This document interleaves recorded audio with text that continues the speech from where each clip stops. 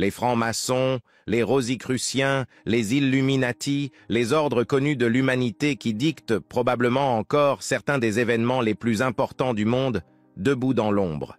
Qu'il s'agisse d'un mystère de leurs rituels, de l'intrigue de leurs activités secrètes ou de la connaissance occulte qu'ils portent au fil des siècles, ces ordres et confréries continuent de captiver notre imagination avec leurs mystères. Arrivés là où ils sont aujourd'hui, la conspiration du nouvel ordre mondial et le destin de la civilisation humaine. Derrière tout cela se cache un mystère appelé l'Ordre de Sion, une société secrète fondée au XIe siècle qui a joué un rôle essentiel dans la préservation de certains gardiens ésotériques. Le prieuré de Sion. On pense que l'Ordre de Sion est dédié à la lignée mystique de Jésus et de Marie-Madeleine et aux enseignements sacrés transmis à leurs descendants et est crédité de la création des Templiers. Mais l'Ordre de Sion existe-t-il vraiment? Comment a-t-il été créé? Ses membres ont-ils été initiés à d'anciennes connaissances secrètes, à des mystères et à des croyances spirituelles? Nous allons essayer de le découvrir ensemble. Bienvenue. L'Ordre de Sion est entouré de mystères et on ne sait pas grand-chose à son sujet. En raison des informations limitées et contradictoires à son sujet, son existence même a longtemps été mise en doute, et les activités présumées auxquelles il s'est livré sont souvent négligées. Cette confrérie secrète a gagné en attention et en renommée il y a seulement quelques décennies, en 1982, après avoir été présentée dans plusieurs livres et documentaires, y compris le Saint-Sang et le Saint Graal du chercheur Michael Bett et le Da Vinci Code de Dan Brown, également connu sous le nom de prieuré de Sion. Cet ordre ancien et très influent a été dirigé par une série de grands maîtres, y compris des notables tels que Léonard de Vinci, Victor Hugo et Isaac Newton. La principale source d'information sur l'Ordre de Sion est une série de documents qui ont été établis, positifs à la Bibliothèque nationale de Paris dans les années 1960 et qui, pris ensemble, sont connus sous le nom de dossiers secrets. La plupart des œuvres qui y sont incluses se rapportent à la dynastie mérovingienne et tournent autour du célèbre mystère de René-les-Châteaux. René-les-Châteaux est un petit village du sud de la France, dans la région de Languedoc, devenu célèbre en 1885 lorsque le prêtre Bérengère Saunier découvrit de vieux rouleaux dans l'église locale qui contenaient un secret précieux. Saunier avait découvert des documents d'une confrérie secrète appelée l'Ordre de Sion, chargée de garder la progéniture de Jésus-Christ.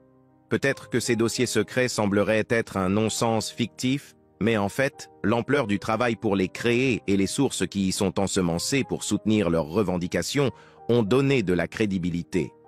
Même l'écrivain français Gérard Décidy, qui a consacré beaucoup de temps à réfuter les prétendues preuves mérovingiennes données dans les dossiers secrets, admet que les ressources scientifiques et académiques et les études qui y ont été consacrées sont disproportionnées et significatives.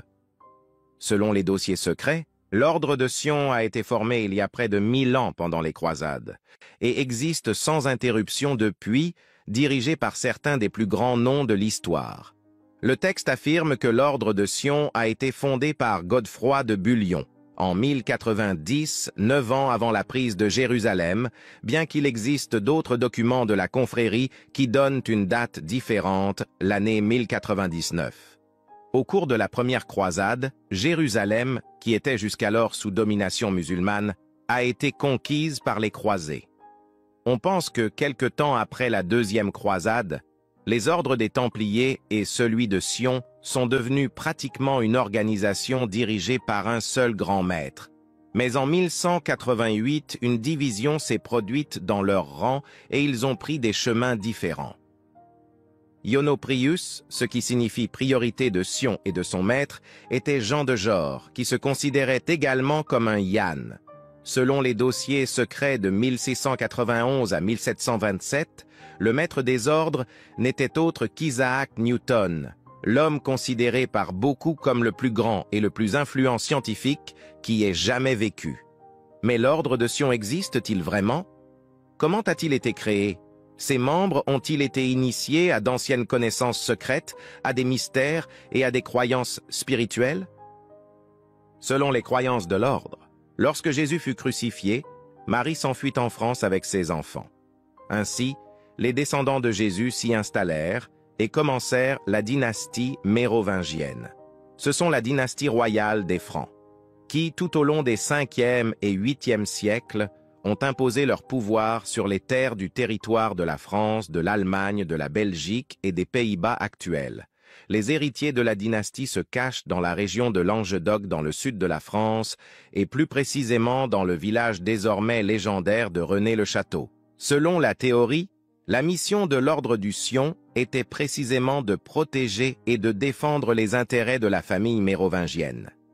Mais n'est-il pas étrange et difficile d'imaginer comment de grandes personnalités, comme Léonard de Vinci ou Isaac Newton, ont été inspirés et motivés pendant si longtemps uniquement par l'idée de protéger les intérêts d'une dynastie disparue depuis longtemps? Nos recherches nous ont conduits à 2 livres plutôt provocateurs, Les Templiers de l'Apocalypse et l'Apocalypse de Sion, selon lesquels le secret de l'ordre ne consiste pas simplement à préserver la lignée de Jésus et de Marie-Madeleine. Il n'est pas non plus lié au Saint Graal. Le secret est lié à Jean-Baptiste, à la connaissance que les disciples initiés avaient et au véritable rôle des femmes dans la société. L'histoire qu'il raconte est que dans les Terres Saintes, Godefroy de Bullion, pendant la première croisade, est tombé sur une organisation appelée l'Église de Jean, une église ésotérique d'initiés qui a présenté une tradition basée sur la primauté de l'esprit. Ainsi, au début du XIIe siècle, nous avons recueilli les moyens spirituels et temporels par lesquels le rêve suprême de Godefroy l'homme pouvait être réalisé. Les membres de l'ordre des Templiers deviendront les porteurs d'épée de l'église de Jean et les porte-étendards de la première dynastie, des armes qui obéissent à l'esprit de Sion. Les conclusions auxquelles les auteurs parviennent sur les vrais secrets détenus par Sion sont assez audacieuses et peut-être pas acceptées par beaucoup, mais nous les partagerons simplement comme une autre perspective intéressante et stimulante. Il croit que Jésus était un disciple de Jean-Baptiste et que les enseignements religieux de Jean étaient essentiellement ceux de la religion égyptienne des mystères d'Isis, Osiris et Horus. Ils prétendent que Jésus a été initié dans le cercle intérieur de Jean-Baptiste. Marie-Madeleine avait une relation sacrée ritualisée avec Jésus conformément à leurs croyances religieuses. Et, en tant qu'initié au mystère sacré, il avait une relation égale avec Jésus. Les livres soutiennent la théorie selon laquelle beaucoup d'images et d'histoires dans le Nouveau Testament canonique sont en fait des adaptations d'anciennes que l'on trouve dans d'autres traditions religieuses et ne sont pas uniques. Et Jésus est l'un des nombreux initiés dans l'ancienne connaissance, qui montre réellement comment appliquer cette connaissance. Même les auteurs des livres suggèrent que Léonard de Vinci a peut-être envoyé des messages cachés à travers son art qui ne pouvaient être compris que par d'autres qui étaient ouverts à leur signification. Si, en surface, ces peintures semblent représenter de simples images bibliques, elles révèlent en réalité sa croyance dans le véritable rôle de Jean-Baptiste. Leonardo est un cas très intéressant. Il semble qu'il y ait effectivement une organisation secrète derrière le parti pris de Léonard, mais est-ce vraiment la confrérie de Sion comme certains le prétendent? S'il était effectivement membre de Sion, cette société secrète a joué un rôle important dans sa vie et ses mécènes influents. Laurent de Médicis et le roi François Ier de France en faisaient probablement aussi partie. Si vous constatez d'après votre expérience que quelque chose est un fait et contredit ce qu'une autorité a écrit, alors vous devez renoncer à l'autorité et baser votre raisonnement sur vous-même. Outre le rôle de Jean, l'autre figure biblique très importante pour l'ordre est, bien sûr, Marie-Madeleine. L'histoire raconte que Marie-Madeleine est arrivée en Palestine par la mer et s'est installée dans le sud de la France où son premier voyage s'est terminé. À ce jour, l'histoire de Marie-Madeleine en tant que pécheresse repentante est une création ultérieure, en particulier de l'Église. Et l'image dans les évangiles de Matthieu, Marc, Luc et Jean n'a rien à voir avec celle inventée par l'Église.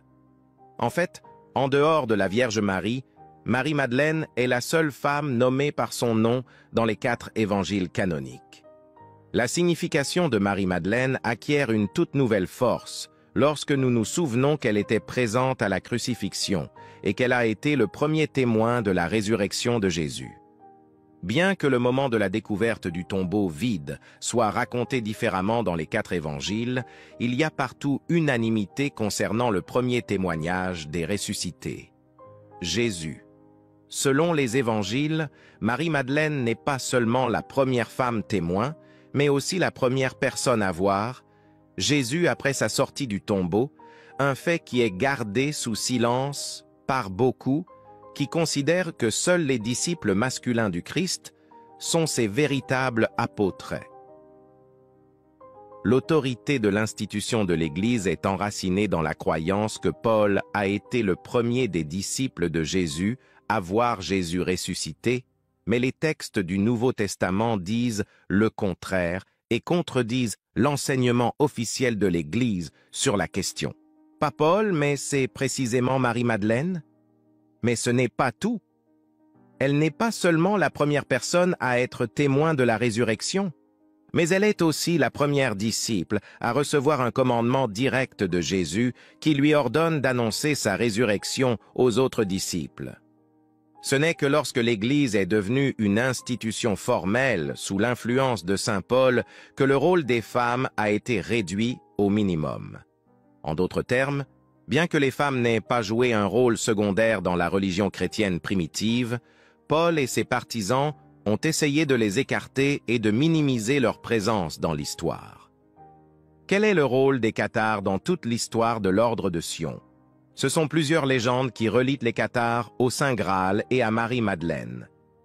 L'un raconte que les cathares possédaient des connaissances secrètes ou des reliques liées à Jésus et à Marie, suggérant que le Saint Graal était en fait une lignée descendant de Jésus et de Marie-Madeleine. Et ce sont les cathares qui étaient parmi les gardiens de cette lignée, certains suggérant que les cathares eux-mêmes étaient des descendants de Jésus et de Marie, et qu'ils étaient persécutés par l'Église catholique pour posséder la connaissance secrète. Que se passe-t-il ensuite?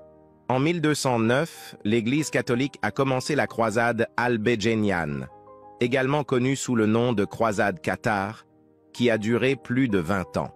Le but, anéantir les cathares. À l'époque, les cathares étaient concentrés dans la région du Languedoc, dans le sud de la France, et le pape, soutenu par la monarchie française, commença une campagne militaire pour les réprimer.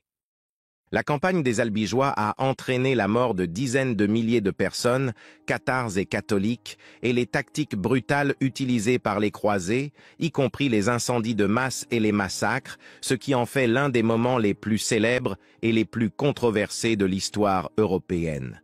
La papauté a déclaré l'ordre des Templiers hérétique, l'a dissous, et les Templiers ont été torturés et brûlés. L'ordre de Sion, cependant, survit. Peut-être a-t-il opéré sous couverture et a-t-il continué à porter ses secrets. On suppose qu'à un moment donné, il s'est transformé en ordre de la rose et des corbeaux et a influencé le développement des laboratoires maçonniques. L'histoire de l'ordre de Sion peut sembler trop complotiste et difficile à accepter, mais bien que les preuves soient incontestablement en faveur des sceptiques et des non-croyants, ce serait une erreur de rejeter cette vision de l'ordre pour elle-même. Au moins jusqu'à ce que nous trouvions des réponses à certaines questions importantes, dont la première et la plus évidente est pourquoi quelqu'un s'asseyait-il et mettrait-il autant d'efforts dans une telle fiction. Et n'oublions pas, ou ne nous leurrons pas que si l'ordre de Sion est une fiction, un canular, il n'y a guère de spéculation plus bien exécutée dans l'histoire. Mais rien que pour cela, cela vaut la peine d'enquêter. Dites-nous dans les commentaires ci-dessous ce que vous pensez de l'ordre de Sion. Gardez l'esprit ouvert jusqu'à ce que nous nous retrouvions.